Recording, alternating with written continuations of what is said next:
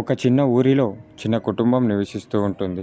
ఆ కుటుంబంలో ముగ్గురు వ్యక్తులు, తల్లి, తండ్రి, కొడుకు. అయితే ఆ తండ్రి తాగడానికి బానిస అయిపోతాడు.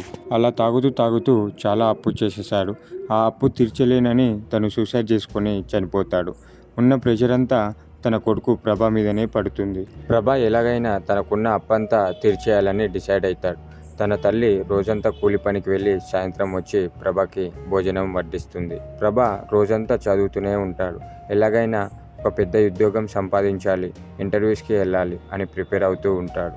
తన ప్రిపరేషన్కి ఫలితం దొరుకుతుంది. ఒక పెద్ద కంపెనీ నుంచి ప్రభాకి కాల్ వస్తుంది.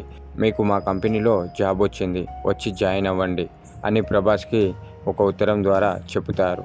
అయితే అదే విషయం ప్రభ తన అమ్మతో సంతోషంగా చెప్పుకుంటారు. ఇద్దరూ కలిసి కొద్దిసేపు ఆనందంగా మాట్లాడుకుంటారు. ఆ తర్వాత ప్రభ, అమ్మ నేను వెళ్తున్నాను, కంపెనీ నుంచి కాల్ వచ్చింది, నేను అక్కడికి వెళ్ళి జాబ్ కన్ఫర్మ్ చేసుకుంటాను అని చెప్పి ఇంటి నుంచి బయలుదేరుతాడు. వాళ్ళ అమ్మ కూడా సంతోషంతో పంపిస్తుంది. ప్రభాస్ ఇంటి దగ్గర నుంచి బయలుదేరిపోతాడు. బస్టాండ్కి వెళ్ళి తను వెళ్ళాల్సిన చోటకి టికెట్ తీసుకొని బస్సులో కూర్చుంటాడు.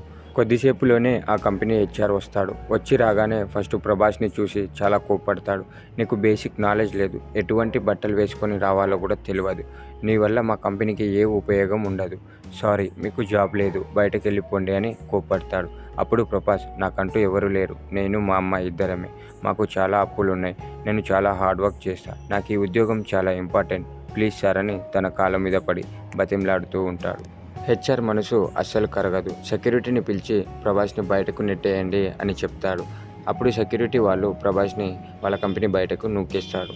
అక్కడే ఉన్న టీ స్టాల్లో ప్రభాస్ వెళ్ళి కూర్చుంటాడు. అక్కడ ఒక సిగరెట్ తీసుకొని తాగుతూ ఉంటాడు. ఏం చేయాలో అర్థం కాని సిచ్యువేషన్. అలాంటి టైంలో పక్కనే ఉన్న ఒక న్యూస్ పేపర్ కనిపిస్తుంది. ఆ న్యూస్ పేపర్లో ఒక భయంకరమైన అడవి గురించి ఉంటుంది. ఆ అడవిని గవర్నమెంట్ మూసివేశారు. ఆ అడవి వైపు ఎవరిని వెళ్లకుండా చేశాడు. కానీ ప్రభాస్ ఆ న్యూస్ పేపర్ చదివాక ప్రభాస్ ఆ ఫారెస్ట్కి వెళ్ళాలి అని నిర్ణయించుకుంటాడు. నేను ఇంటికి వెళ్తే మా అమ్మ ముఖాన్ని నేను చూడలేను, నేను ఎందుకు బతికి ఉండాలి, నేను ఎలాగైనా చనిపోతా అని ఆ ఫారెస్ట్కి వెళ్ళాలని నిర్ణయించుకుంటాడు. అదే న్యూస్ పేపర్ పట్టుకొని అక్కడి నుంచి నేరుగా ఫారెస్ట్ సైడ్ అడుగులు వేస్తాడు. ఆ భయంకరమైన ఫారెస్ట్ గురించి చెప్పాలంటే ఆ ఫారెస్ట్లో ఒక కోటలో చాలా జాంబీస్ నివసిస్తూ ఉంటాయి. అవి మనుషుల ప్రాణాలు తీసేస్తాయి.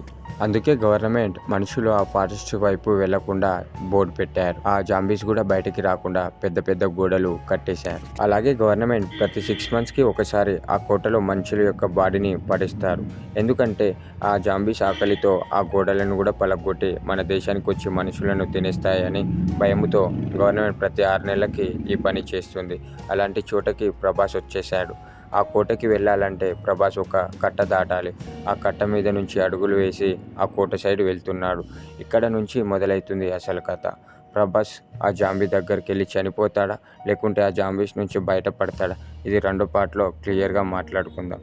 అంతవరకు వెయిట్ చేయండి. Stay tune. మీకోసం ఇంకా ఇంట్రెస్టింగ్ స్టోరీస్ కూడా నేను క్రియేట్ చేసి మీ ముందుకు పెడతాను. సబ్స్క్రైబ్ చేసుకొని పార్ట్ 2 కోసం వెయిట్ చేయండి. Thank you.